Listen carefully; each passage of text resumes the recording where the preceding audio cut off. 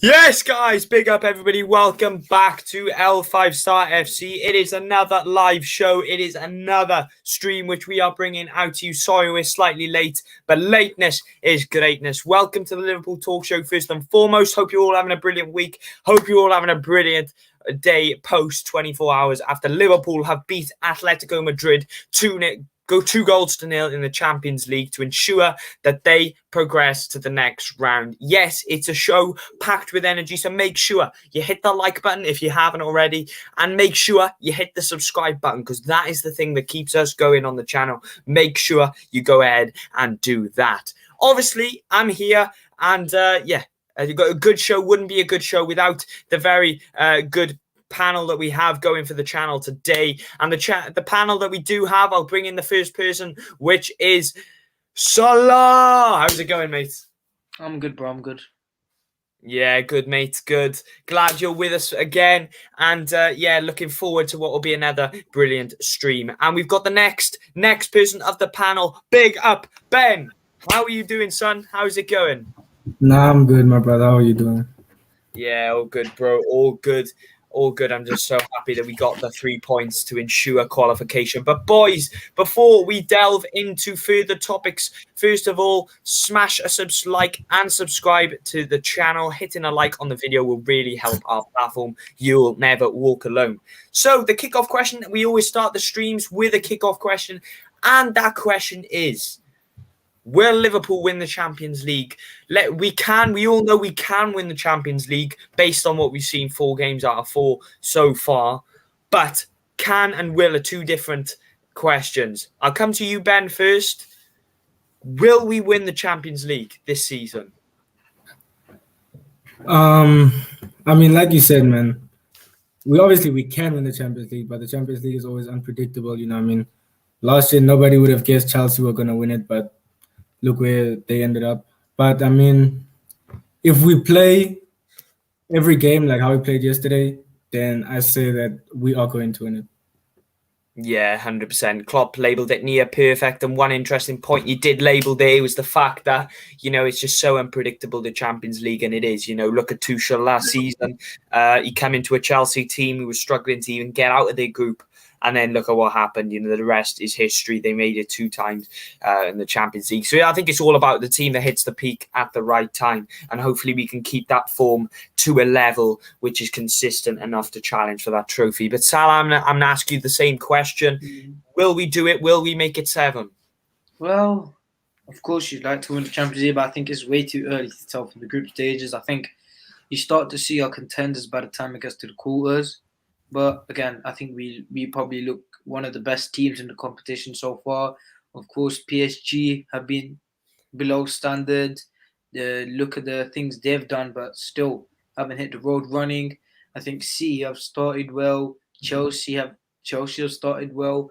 I think there's a few teams in there. Ajax are looking like underdogs. So again, it's a bit early, but I think we will look probably one of the strongest teams in the Champions League. So yeah, I'd love to win it, but again, let's see.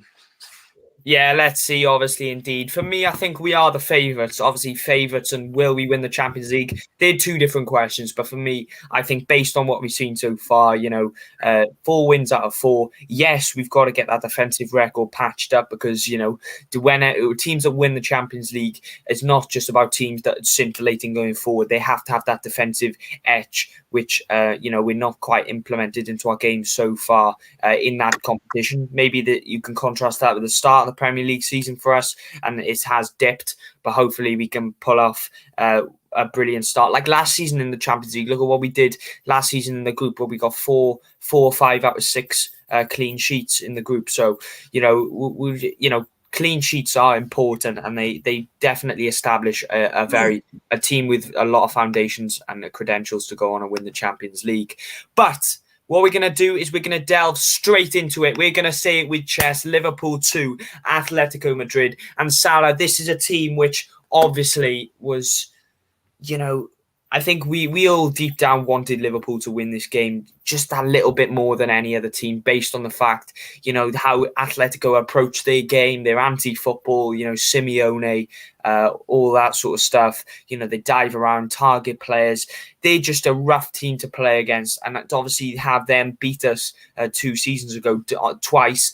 It was very important we come here and got revenge. And obviously, how are you with the performances over the 2 games that we've seen, both at the Wanda Metropolitano and this game? And how have we handled such a tough opposition?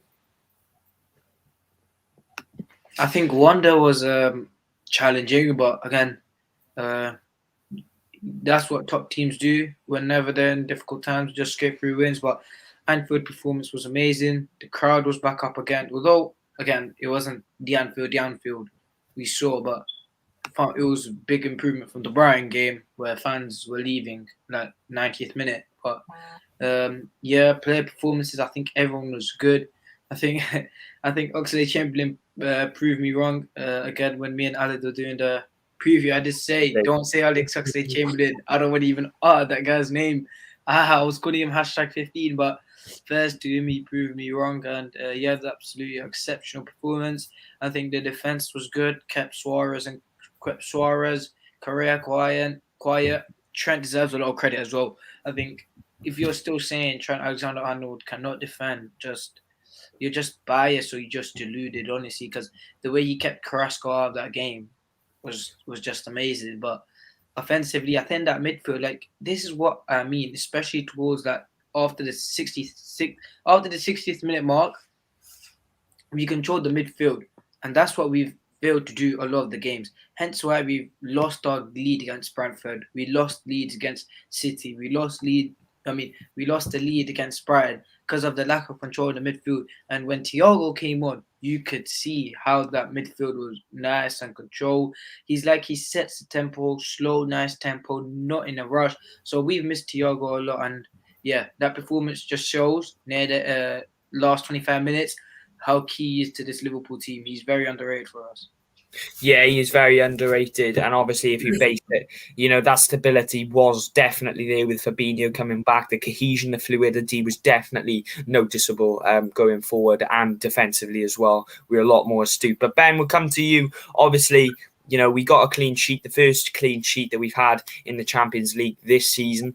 Obviously, this performance has shown improvement based on the last 3. If you talk about defensively as well, we've been a lot more compact and managing that Atletico Madrid, because let's not kid ourselves here. Atletico were putting on a high press even with 10 men. We have to give credit to them, but we'll obviously talk about Liverpool first and foremost, and getting 2 goals in the way they did. Obviously, how do you assess the whole performance from Liverpool? Yeah, I mean, it was heavy metal football at its finest. We started off the game a bit slow, but we managed to, work our way into the game. And, you could see us getting, more confident on the ball. I haven't seen us press like that for a long as time. Our attack was pretty decent. I mean, we could have scored like 5 or 6, man.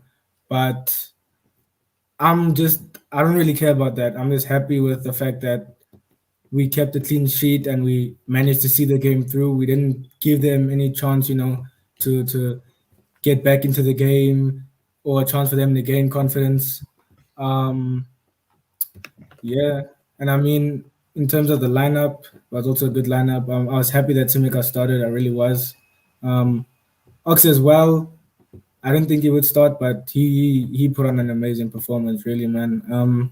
And I'm just proud of the boys in general. I mean, Athletico thought they were gonna come and rough us up, but we showed them that they're not gonna bully us on our own park, man. So I'm proud of the boys in general, yeah. Yeah, I think that obviously you put the nail on the head there. You've got to admire the intent that we showed throughout the 90 minutes. It was from start to finish a very solid performance all round. But we'll obviously pick out the nitty-gritties of it. Obviously, Liverpool scored that early goal thanks to Diogo Jota. And it was 2 assists provided by Trent Alexander-Arnold. We'll come to you again, Ben. Obviously, how do you rank Trent Alexander-Arnold offensively going forward?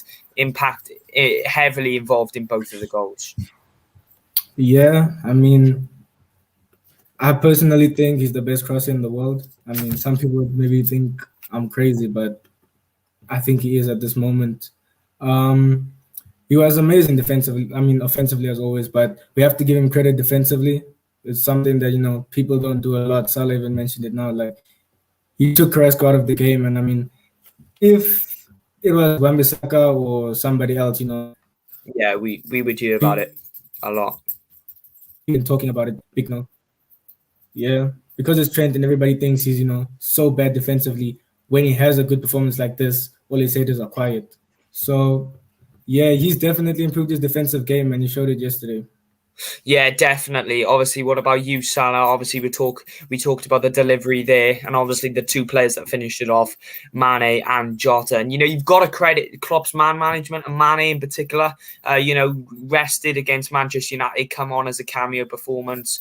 He missed the Preston game, and then come into the Brighton game and this game in particular, the two games, and he's done it brilliant. He's performed really well. So obviously, based on the two scorers, how would you rank the assessments in Mane and Jota?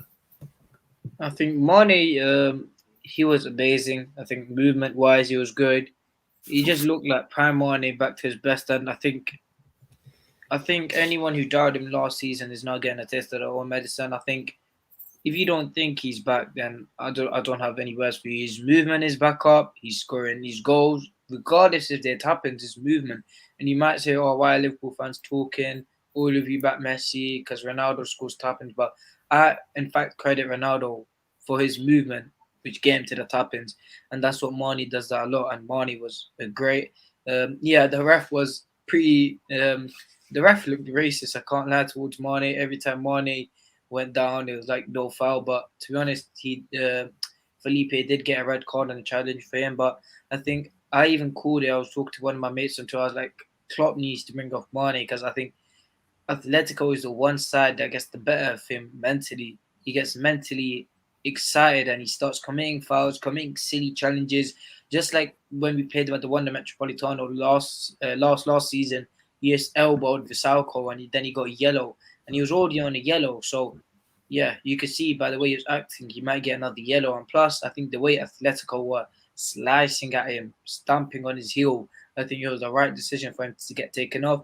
Jota, I think, bro, we have such good depth up top.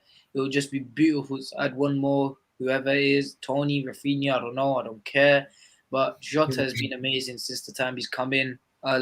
People called him a flop, 40 million. But he's certainly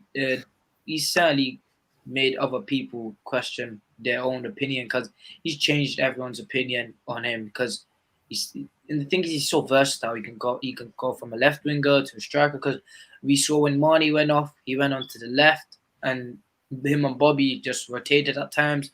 With Jota's movement and especially with his head game is absolutely like beautiful. The way he heads the ball is absolutely great. And a lot of his goals have come from headers. So big credit to them too. Yeah, exactly. And big up to both of you hitting the nail on the head going forward. We will talk about defensively how astute we were and we'll talk about a little bit of star performance. But before we go any further, we'll just go through the comments. So guys, that is my channel right there. So hit that subscribe button to there.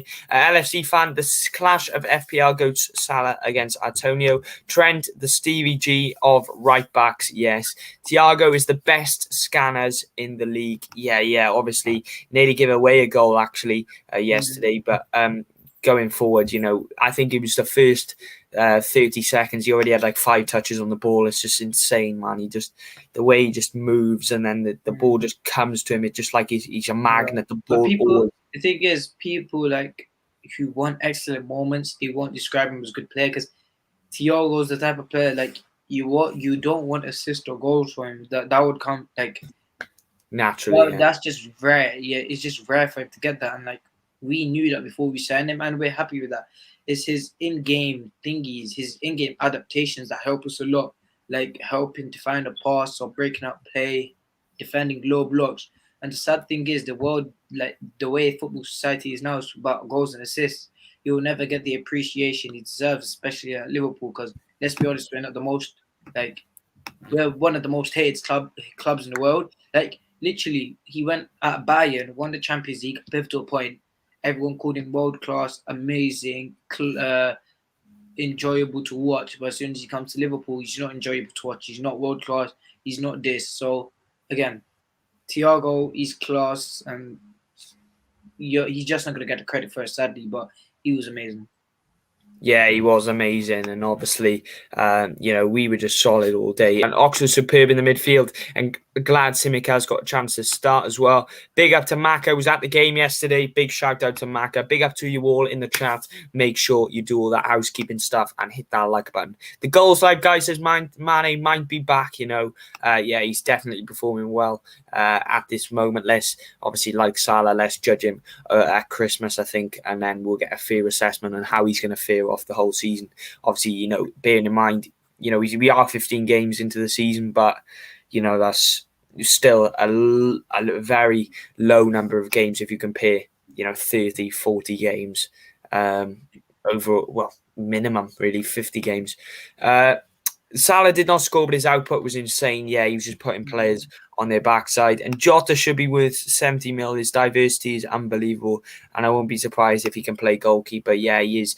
He's a very good alternative option. And obviously we've assessed the options going forward. What we've brought to the game, we'll obviously bring it to the other side of the pitch. Obviously, the back four in particular.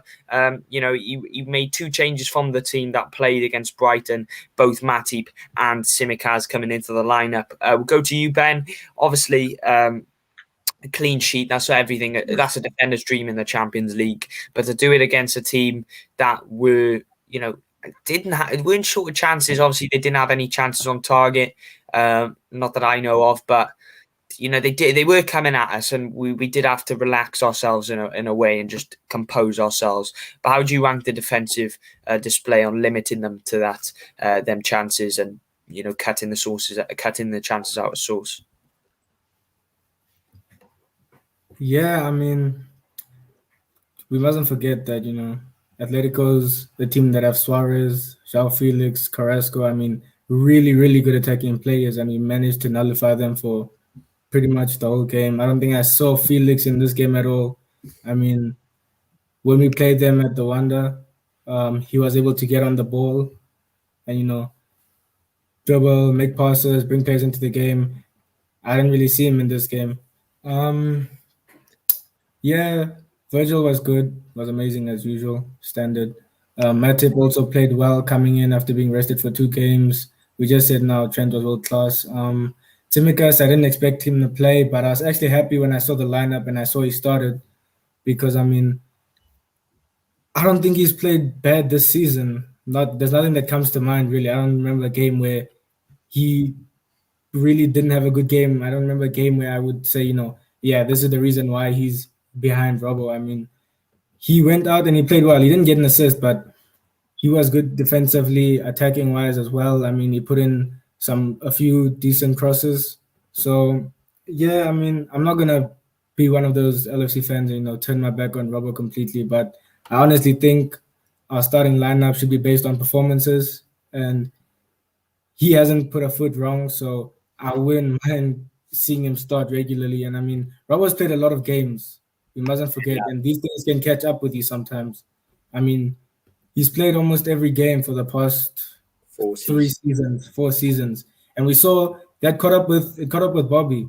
I mean, it caught up with him, and then he started having that dip in form, and then Jota came in, and we were able to rest him. And look, now he's starting to play like his old self again. So maybe playing Tsimikas, letting him start for a good run of games, and giving Robbo a needed rest could help him in the long run. Yeah, that's a perfect assessment of Robertson. Obviously, a top player like him needs that rest as well, because obviously, although he provides brilliant, attacking the play, and he's a lot of solid and compact defensively. Like you said, it will catch up to players when you play such a formation that allows a lot of running room and a lot of space to exploit as well. So, if filtering all that in and taking into account all of that factors, it is going to have take its toll eventually. But Another talking point of the game was the red card. Salah, we're going to come to you on this one. The fact that Felipe got red carded, obviously, for me, it was a yellow card. I think it was a red card. I think it was a correct decision, purely because, look, the refs I don't feel have a firm control on the game sometimes. And, the referee is the one that leads the game. It's the one that makes the key decisions at the key moments, at the key times. And if you're going to be, not listen to a referee, run away from him when he's trying to, get the attention, I just feel it's disrespectful when he's giving you that platform to play. So I think, first of all, it was a yellow card for the ankle tap. That was just, tactical foul, easy yellow card. And the after bit was a yellow card. But obviously there's this double jeopardy now in football where, if you give a yellow card, it'll be harder to give that second yellow based on if you've given them the yellow card so soon before you're giving them that second yellow. But Salah, obviously, red card or not, correct decision or not? I'm mixed on it, I cannot lie. Of course, during the game, I did say, and I did see that, again, the yellow for the challenge and yellow for the misconduct towards the referee, but that was confirmed later on by UEFA during the game that the red was fully for the challenge. And I think the way I see it is that I think, number one, he stopped the attack, yellow, but then number two is the way he kicks him in the heel and the way he just clips him from behind. It's a bit reckless. So I think, which is why the ref just gave a straight red. But I see why some people would argue it's just the yellow because, number one, it's inside his own half, and number two is a tactical foul. But I think it is a red in my opinion. Yeah, obviously, I think it's a red card. What about you, Ben? Are you a split on it, or like Salah, or are you on one side? I mean, when I first saw it, I thought it would have been a yellow, and then when the ref gave the card, I thought, like, no, that's supposed to be a yellow. But watching the replay back and seeing how Felipe comes down on Mane's Achilles heel, I mean, it's pretty dangerous if you ask me. So for that reason, after I saw the replay, I definitely thought, okay, now that's definitely a red card. And I mean, if he gave that one as a yellow, then how many other fouls similar to that were Athletico going to be able to get away with?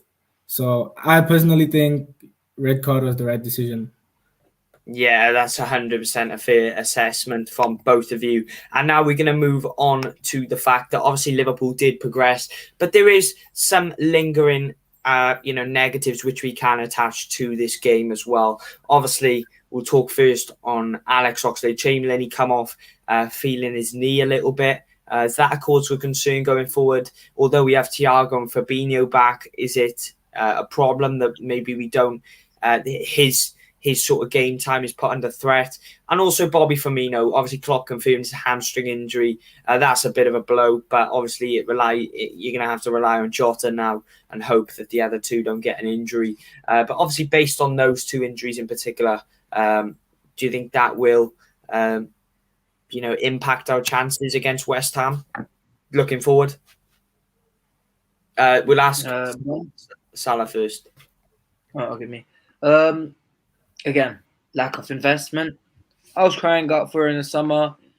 And again, as I said on every other video, people need to see the light on FSG now. It's coming to the point where if you're not, then you're just thick-headed. We went into this season knowing we have an injury-prone Naby Keita, an aging James Milner, a sometimes injured Fabinho, an injury-prone and aging Jordan Henderson, an injury-prone Thiago Alcantara. We knew what we were going in. We knew what we were in for this season, especially in the midfield. We had lost Gini Wijnaldum, who was our most fit and available midfielder, and to not replace him was such a big mistake. And now, look, I was right again. It's a mistake.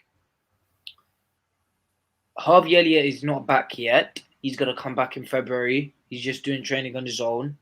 Thiago, he's back. But it wouldn't be long before he gets injured, as much as I love him, because he just picks up an injury out of there. Milner's hamstring, Keita's hamstring, Oxlade-Chamberlain, I think he had a nibble, but still, he can get injured from time to time. But what I'm trying to make is that our midfield is not sustainable. And when we get to January and when we get to February, when we're playing midweek, how are we going to keep up with that if we don't sign someone in January? And I don't think we will sign someone in January. I think we will stick with the same squad we have, sadly, but that's what we should do. I don't think it will impact the game against West Ham because I think, of course, we'll get onto it later about us prediction for the preview for the West Ham game. We'll get onto that later, but I think we have a good midfield to start against West Ham. Probably our best midfield we have ready to start against West Ham. Klopp wants to do so. I don't think West Ham is a big issue in regards to the midfield. Yeah, obviously, big significant points there raised by you, Salah. But obviously, Ben, I'm going to ask you a question based on. Obviously, we've got 2 games left in the Champions League. One at Porto. Klopp was asked about it yesterday. Will he go strong in both them games? And he said, "Look, we're not going to let them play," which clearly indicates that he will, go strong for that game, both them games. Do you think this is a good thing by Klopp, or do you think it's slightly bad and we're risking the injury to key players like we did with Jota in such a good moment last season? Obviously, what are your thoughts going into that? Do you agree with Klopp? I honestly think it would be pretty foolish to, play our strongest lineups in these games that literally mean nothing, that aren't going to affect us in any way, because we already know that we're top of the group. I mean, we saw it last season. We played one of these games, played Jota, and he got injured. And I honestly don't think that we can afford to play, our best players in these games, especially with our midfield that's so thin. So if I was Klopp going into these games, I'd play the likes Minamino, Origi, maybe even give some young players a chance because, like I said, man, winning or losing these games isn't going to do anything to us, not going to do anything to our season, really. But yeah, I'm just glad that we qualified. So hopefully we'll make the right decisions going forward regarding these games. Mute. Yeah. I always do that. Yeah, hopefully we can make the correct decisions going forward and just make them based on the team that's available, but also keeping a happy medium with obviously resting a few players, because we're in a moment where we're obviously going into such a congested period. We cannot run the risk really of getting injuries, but at the same time, will that unbeaten run be in Klopp's head? Obviously, he's heaped praise by equaling Liverpool's longest unbeaten run, I think, of 25 games. So does that, affect it? I'm not too sure. But obviously, that's just what we'll have to assess going forward and base it off the injuries that may happen in that time. Touch wood, none. But obviously, Liverpool progress. That is the big talking point of the day in terms of Liverpool. Make sure you subscribe for Liverpool content. And now we move on to the West Ham. I just want to quickly say, though, I didn't get to build my point on Kostas Tsimikas. Sorry, Alid. I think Robertson has to be shaken now, bro. Again, I'm not gonna disrespect Robertson, guy's my bro, but he was definitely shaking watching that Tsimikas performance on the bench with his puffer jacket on and then with a blanket on his legs, bro. He was still shaking because defensively there were question marks about Kostas Tsimikas, and this Athletico game was going to be a test of him. The physicality of the Athletico, the attacking threat of Athletico, he absolutely managed to deal with it perfectly. Simeone thought he would be weak defensively, but he was absolutely great defensively. And again, we're going to touch on it. For now, we're going to do the West Ham preview, but this guy is going to give Robertson for a good run for his money this season and in the next season, because he can cross, he can attack, and it's looking like he can defend. And when Robertson has an absolute poor performance, I don't think Klopp's going to hesitate and he's going to put Tsimikas right away, because he's developed that understanding and the status in the squad where he's becoming a good player. And if you look at our 3 best left back performances, they've all been from Kostas Tsimikas this season. Burnley at home, Atletico Madrid at home, and I think Norwich away. though those have been our 3 best left back performances. So basically, what I'm trying to say is that this season Robertson hasn't been up to scratch, and in the next few games, if Robertson stays like this, especially in such a pivotal moment near Christmas, I wouldn't hesitate putting Kostas Tsimikas in. Yeah, that's fair enough. I mean, what has he done to deserve being dropped? I mean, you look at Robertson's performances, and on paper, Robertson is a better left back. But, Tsimikas' performance levels have been much higher this season. You cannot deny that. So, look, obviously, we'll move forward into the West Ham-Liverpool game. And West Ham are coming into this game after a good moment. They did obviously beat Aston Villa. It was a thrilling game on the weekend. They're in a good form at the moment. I'm not too sure where they are in the league, but they're in and around the top 6. So, Ben, obviously, what are your overall thoughts on West Ham? Do you think Liverpool... obviously, the last time we went there, we obviously absolutely battered them off the back of a Spurs away win. Do you think we could see a repeat again, or do you think it'd be slightly closer in terms of the scoreline? I definitely think it'll be closer, man, because they're flying at the moment, to be honest. Yeah, they're playing some of the best football that I've seen from them in quite a while. David Moyes has really revived them. And they have quite a few threats in their team. I mean, Antonio, we know how he is. He's strong. He has pace. He can shoot. He's a threat in the air. So he's gonna cause us some problems, as well as Ben Rama. I mean, he's a really good, dribbler. Can bring people into the game. So we have to be wary of these kind of players, man. So West Ham is gonna be, another test on its own, just like how Athletico was and how certain games were before that. And we can't go into this game, underestimating West Ham. Like, we have to treat them like the threat that they are, but also be able to show them that, we are who we are, and we aren't coming to the London Stadium to play around. We're coming to win, man. Yeah, exactly. We're going to play our game, and we're going to do whatever it takes to get the result. Salah, obviously, Ben mentioned the points there. Ben Rama and Antonio, they have been the 2 focal points of West Ham. How do you think we stop them going forward? And what 2 centre-back partnerships would you go for that? What centre-back partnership would you go? Would you stick with Van Dijk and Matip, or would you rotate like Klopp has done in previous weeks and go for Van Dijk or Konate? Or would you even drop Van Dijk? Nah, this isn't a game to drop Van Dijk. I think if he's playing well, you don't drop a player. Sure, you made a mistake with Tsimikas first time. Shouldn't made a mistake with Van Dijk this time, hopefully. But Ben Rama and Antonio, they're key to West Ham's attack. Of course, Rice is also key. Bowen is the most key.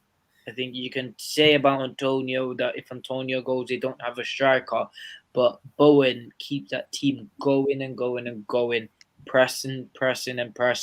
Whenever the team's down, he's there to score. And I think a lot of people are laughing off rumours of him saying, "Oh, Jared Bowen linked to our club, this Liverpool Football Club."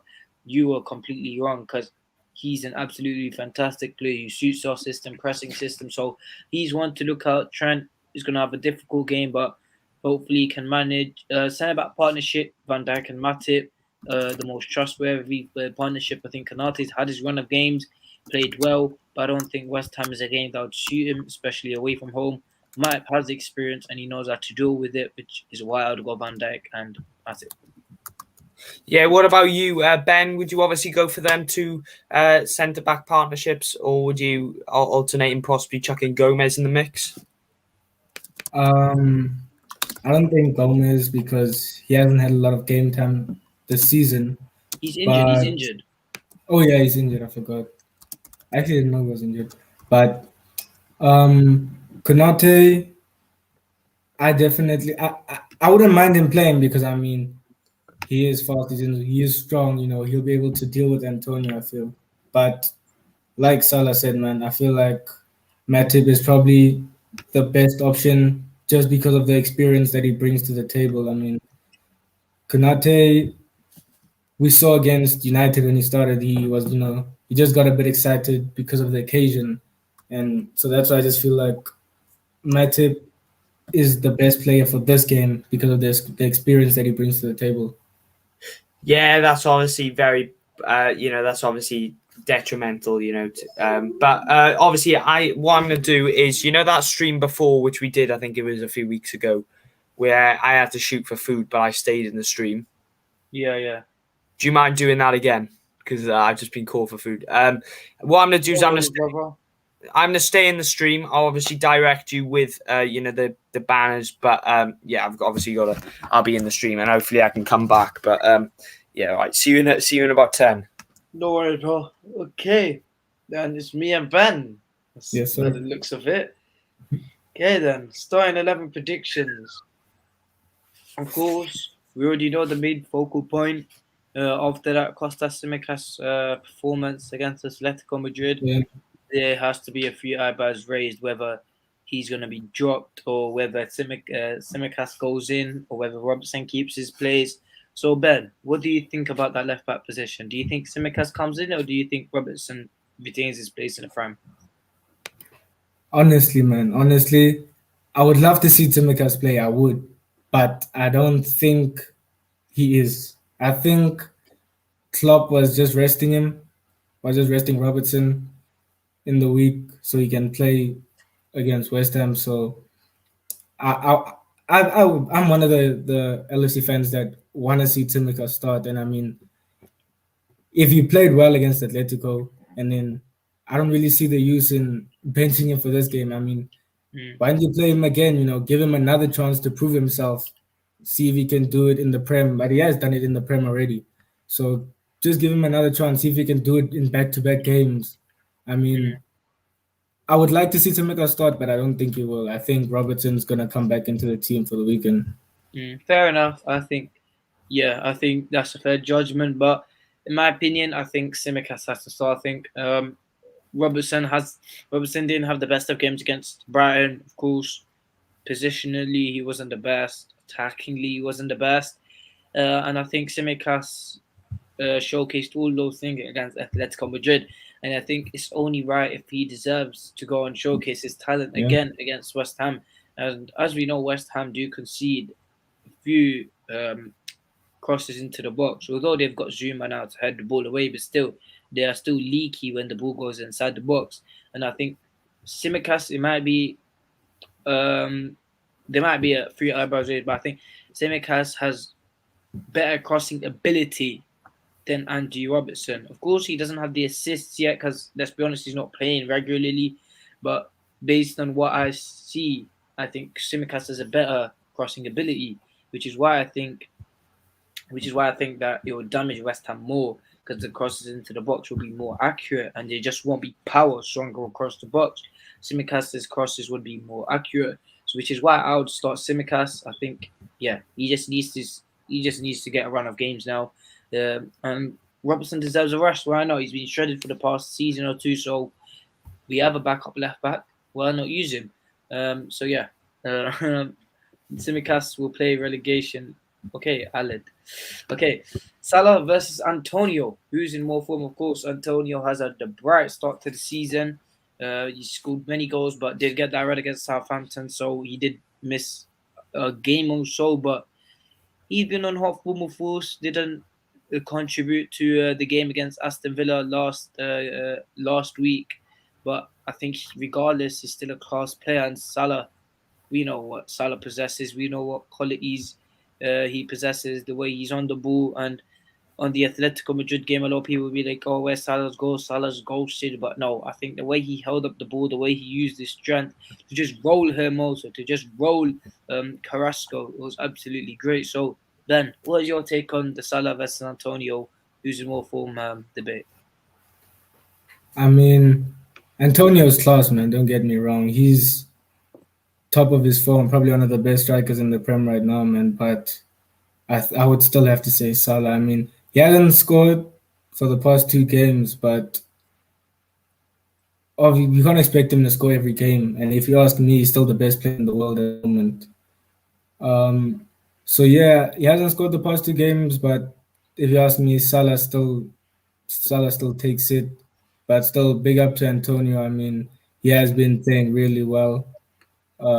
Yeah.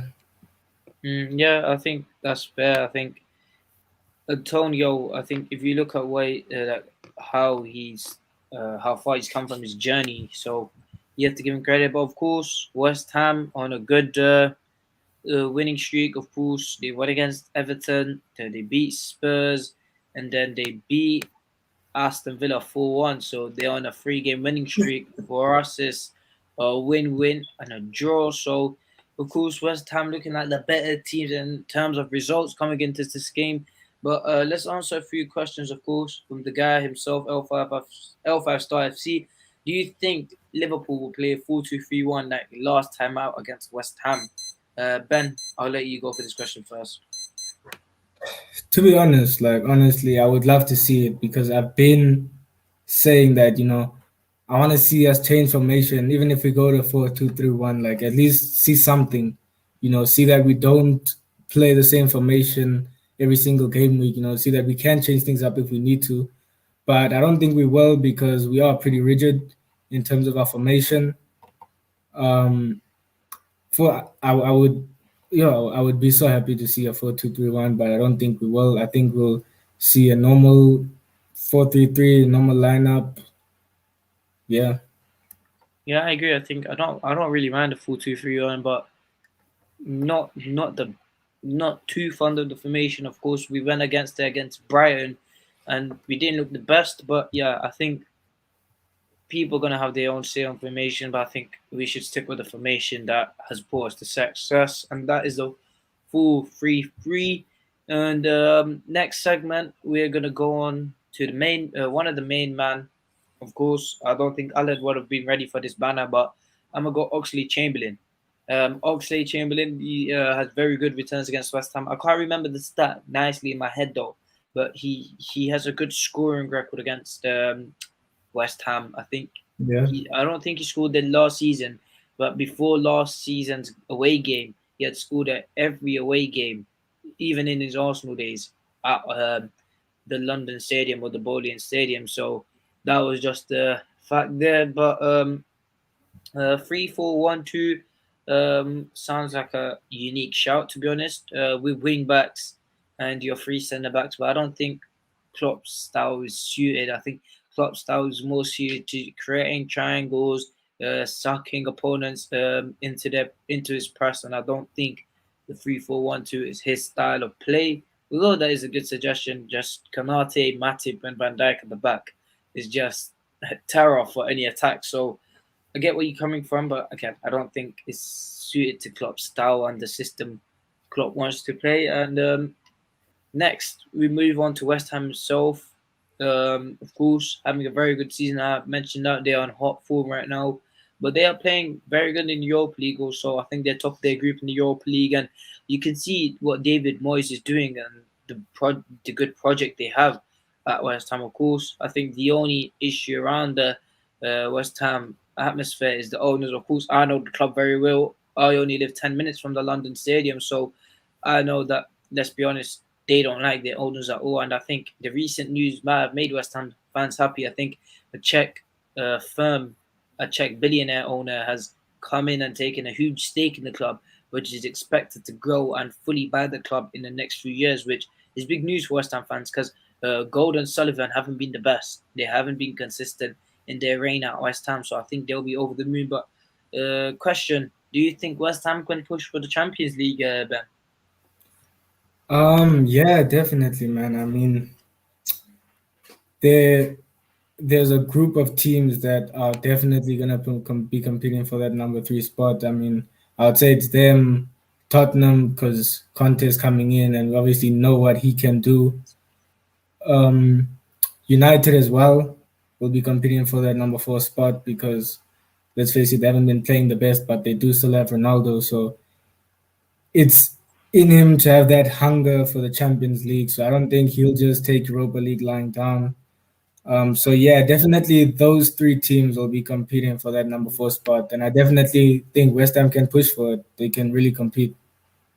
Yeah, I agree as well. I think West Ham. I think over the year or so, again, you look at their project, you look at their willingness, you look at the desire that David Moyes has put in their team. They are good enough to push for the Champions League, and they were unlucky to miss out on it last season. Of course, Liverpool came into late form, had that late 12 game run, which saw them just fade out of the top four competition. But I think this season, I said to Alid on last year as well, do not be surprised if Antonio Conte gets that Spurs team to fourth.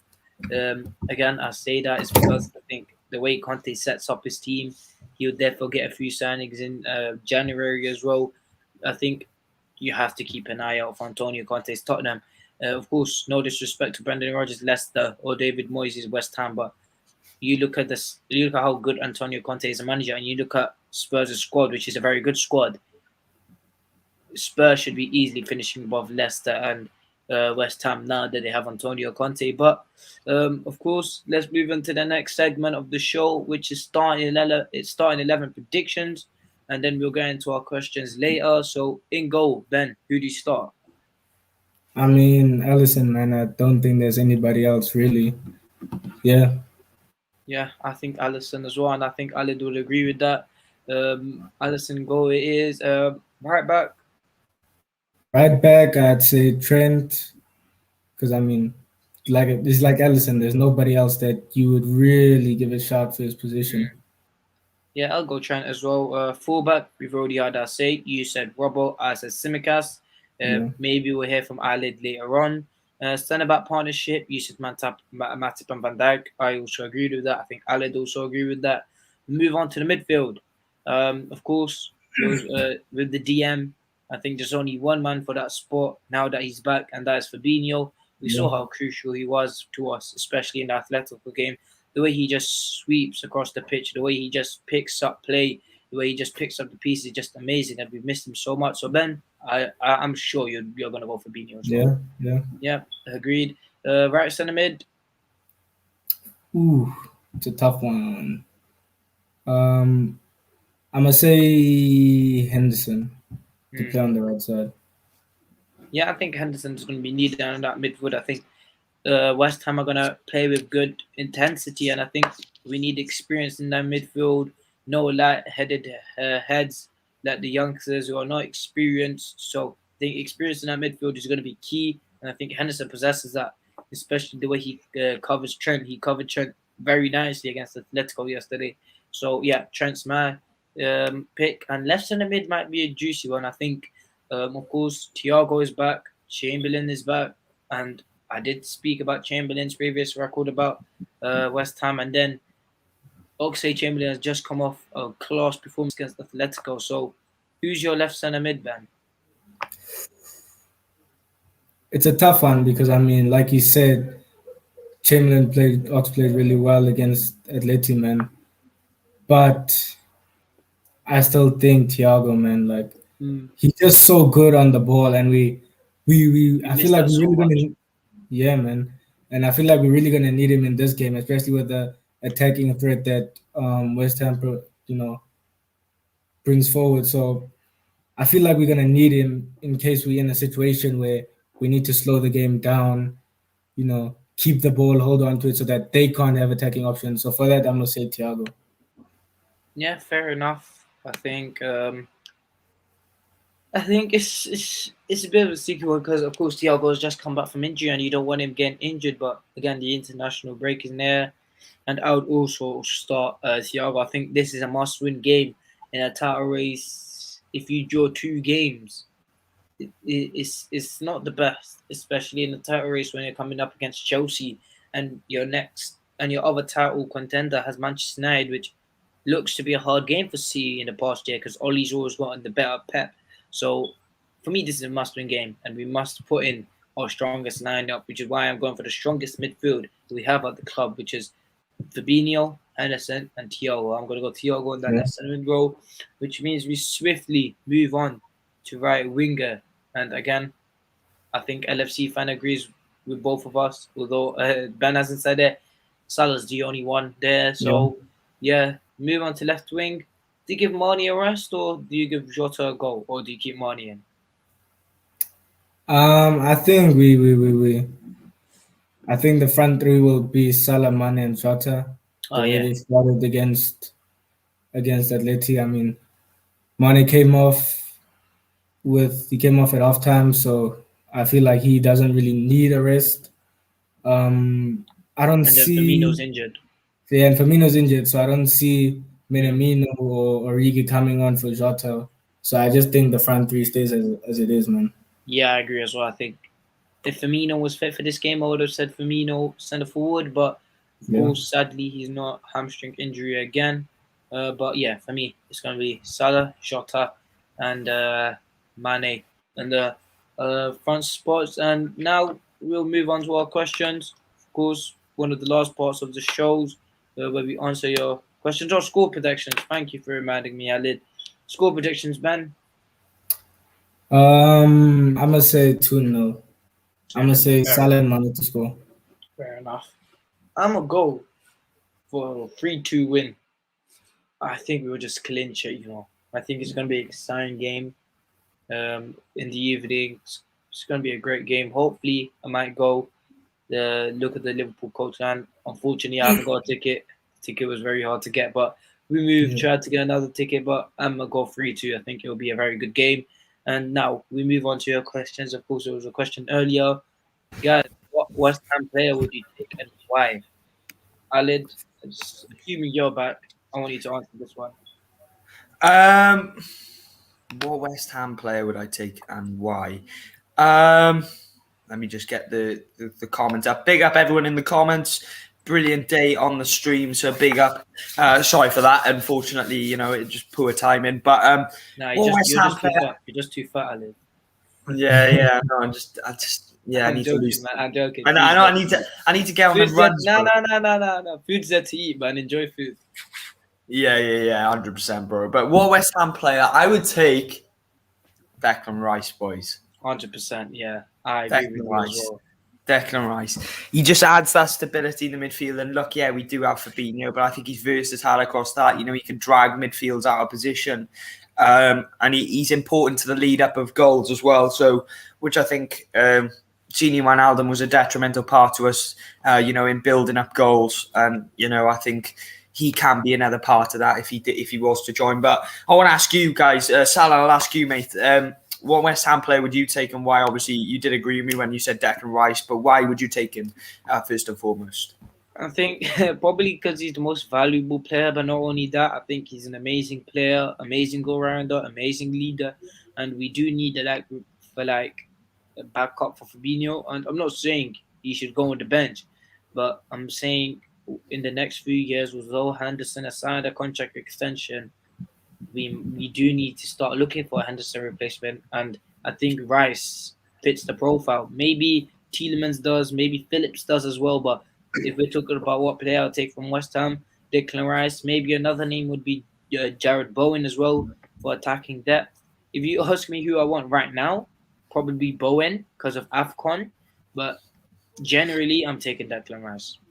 Yeah, that's a fair enough assessment. Obviously, filtering in and taking into account, we will be without, obviously, Mane and Salah during that period. And obviously, it's detrimental we get Firmino and Elliott back before that point because, obviously, we'd like to see Minamino get minutes, but we don't want to see it get to that stage. But what about you, Ben? Do you contrast me and Salah? Would you potentially go for another one of the attacking options? Would you go for one of the defenders, perhaps? As a backup right back, or Koulibaly's been quite decent. I know he plays on the left. I